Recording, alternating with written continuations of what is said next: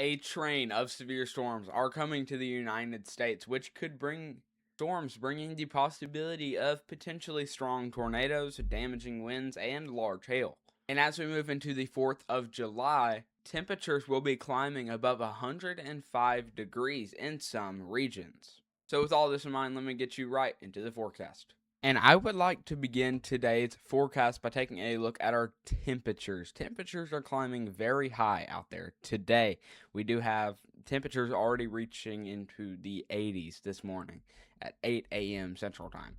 It's going to be a very, very hot day out there across portions of the United States, especially anywhere from, let's say, Utah over to the east. It's going to be a very hot day. We're talking in some regions like Dallas, Texas, and between Dallas and Lubbock, it could possibly be reaching above 105. So it's going to be a very hot day out there today. Getting into tomorrow, things won't really start to get warm again until around lunchtime.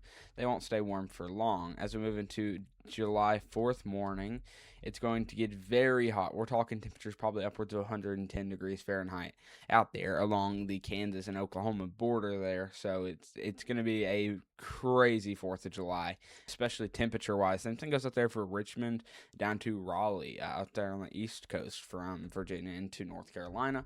And then we're going to have a huge spike near Phoenix. It's going to start to calm down around 10 p.m. So it's really not going to be a very, it's not going to go into the night.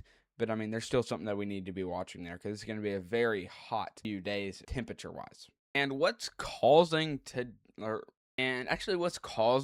these temperatures may be surprising to you. We do have a huge high-pressure system building across portions of the southeast and the eastern regions there. There's a ridge going on right now, and anything that's coming in from the west or anything that ejects over the Rockies, which is about right over here, which is when we get our major storm systems, is not going to go out towards the south or towards these regions, okay? It's all going to be pushed up these regions and over this high pressure system, bringing severe weather out here to regions like this and out here to regions like this as it comes down and as it goes up.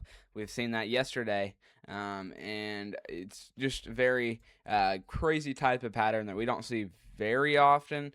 But we do have a pretty big heat dome building across portions of the southeast and eastern regions, if you have not felt that already. And then things are just going to continue to stay in that flow. Anything that comes out from the Pacific Northwest is going to head up into Canada and then back down officially through New England regions back over there. And it's really just a crazy setup. We're going to get some scattered, pop-up severe storms happening down here, probably from anywhere from South Carolina back up towards Arkansas, Louisiana, including Kentucky, Tennessee, Alabama, Georgia, Mississippi, Florida, regions like that. So y'all just need to be aware of the pop-up scattered storms going on down there, because it's definitely something that we need to be watching if we are down there. And for today, the Storm Prediction Center does have growing confidence in a severe weather threat today. We do have a level 3 out of 5 enhanced risk issued for the possibility of severe weather. That's going to be that orange highlighted area on the map up there, North Dakota, South Dakota regions like that. Anywhere in that yellow slight risk, that's a level 2 out of 5. Severe storms are possible as well. And then as you get into those darker green colors, that's whenever it starts getting into the lighter storms. And then once you get into the light green colors, that's where you're just going to get some scattered little rain showers throughout the day. We do have another slight risk, level 2 out of 5, issue down here across portions of the southeast there with a pretty big marginal risk surrounding that. So just watch for some storms possible out there today in those regions. And we'll get closer into the timing here in just a minute or so. But I do think today could be somewhat of a big severe weather day, especially out there across these orange highlighted area regions, because just the way things are lining up, we're going to have some discrete supercells also sort of in clusters, which could produce the potential for long track tornadoes, some damaging winds, and some large hail, especially the large hail threat out there today. Which actually turning on our tornado threat for today. This is our tornado outlook for today. We could potentially have the possibility of tornadoes anywhere from the Canada-U.S. border back down towards Des Moines, Iowa, just north of Des Moines, and out towards some portions of southwestern Wisconsin. Just know that if you're anywhere in this green highlighted area or within 25 miles of the green highlighted area, then you are expecting the potential for maybe EF1 tornadoes to be a potential for today. And as we shift into tomorrow, the threat of severe weather will expand into more widespread regions where we will have a slight risk level 2 out of 5 from New York City back out through Philadelphia into Syracuse and Smethport regions like that, including Sunbury. So anywhere out there along those regions in the New England regions. And then for the slight risk right here, going anywhere from Toledo, Ohio, back out towards Bison and McIntosh, South Dakota. Back out towards Hot Springs, regions like that, going through Omaha, Des Moines, Chicago, some very populated areas like that, including Sioux Falls, that we need to be watching for the possibility of severe weather. Anywhere in this dark green highlighted area needs to be aware of the possibility of severe weather, not as severe as it could be in some circumstances, which is always very good. And then anywhere in those light green highlighted areas needs to be aware of the possibility of maybe a few isolated pop-up rain showers, maybe a few of them bringing some lightning strikes and maybe some thunder in there. And tomorrow, there is also an isolated risk of a few tornadoes to occur from Storm Lake, Omaha, back out towards White River, and Kadoka, where we could potentially be seeing some maybe even long track tornadoes that could be EF1 in strength. I would honestly not be surprised if we did get an upgrade to a 5% risk out here, some regions like this. I really don't think it would get a intensity group level 1 or hatched, but I think there is a possibility that we could get an upgrade to potentially a 5%, aka level 2 out of 5, possible out there through these regions.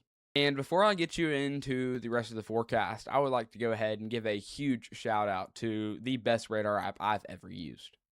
If you're serious about tracking the weather, whether you're a storm chaser, weather enthusiast, or just someone who likes to stay ahead of what's coming, Aguacero WX is definitely worth checking out. One of my favorite features is being able to layer weather models over SPC outlooks, or whatever outlook you prefer. So instead of just taking a look at one model at a time, you can be looking at 3 at a time on the same map. It's an incredible, useful tool when you're trying to evaluate forecasts or monitor the potential for severe weather. On top of that, Aguacero WX offers detailed radar, forecast data, and a clean, easy-to-use interface that makes finding the information you need quick and simple. Whether you're keeping tabs on thunderstorms moving through your area, planning a trip, or watching a potential of severe weather, outbreaks, maybe even in your area, the app puts powerful weather tools right at your fingertips. And the best thing about this is if you're a beginner or just don't have the money to spare, you can use Aguacero WX for free. Once you get more professional, then you can start advancing into the subscriptions. So if you're looking for a weather app that's built for people who want more than just basic forecasts, go give Aguacero WX a try. Download it, explore all the features, and see why so many weather enthusiasts are adding it to their toolbox. And if you have any trouble, Aguacero WX has tutorials on their YouTube channel. You can download Aguacero WX with the top link in the description. Now, let's jump right back into the forecast. And going on into the 4th of July, we do have another isolated severe weather chance across portions of the New England regions, from New Haven, New York, back down towards Virginia Beach, out towards Charlottesville, into some portions of West Virginia. So we do need to be aware on the 4th of July for potential of severe weather to occur out there in your regions if you're in that yellow highlighted area or in that dark green highlighted area. If you're in the light green highlighted area, nothing too crazy, but just be aware of maybe some scattered pop-up showers that could potentially pause your plans for maybe like 5 to 10 minutes or so. But definitely just have a plan to move your stuff inside. You shouldn't have to if you're out there in that light green highlighted area, but especially if you're in the dark green highlighted area and the yellow highlighted area, make sure y'all have plans to be able to move y'all's stuff inside if it does rain out there. And now, to take a look into our timing of our severe weather threat for today, we do have some storms out there today around 8 a.m. when around this video will be posted, probably closer to 8:15. We're going to have some storms start to move through our risk area, and then once we get into about 2 to 3, we're going to have a scattered supercell or 2 start to fire up back there in our risk region, and then getting out into 4, maybe 5 and 6, and then around 7 to be honest, is when things are going to start getting too strong, around 7 or 8.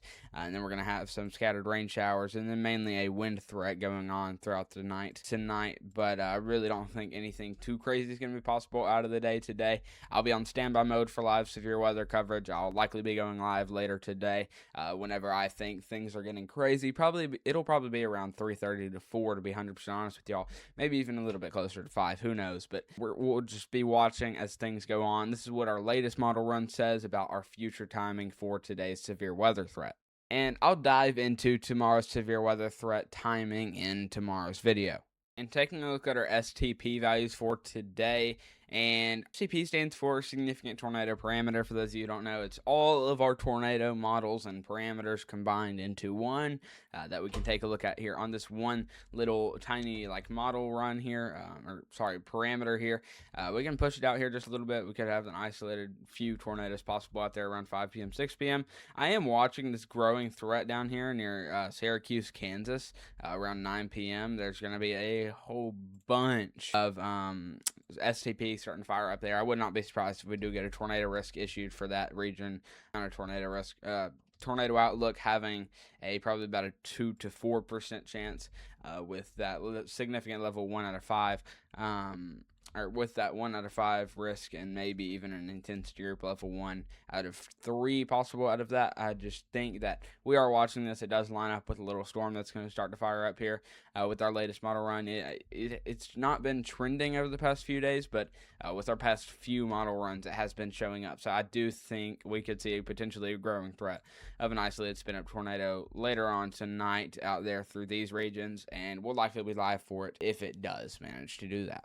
And with all that in mind, that was all the weather talk I had for you in today's forecast. If you did like today's forecast, feel free to leave a like down below in the video to help me know that you liked it. If you would like to get more forecast video updates or get notified whenever I go live, click that subscribe button and turn on the post notifications bell so that you're notified whenever I post a new video or go live. So that way you can be the first one to see the video.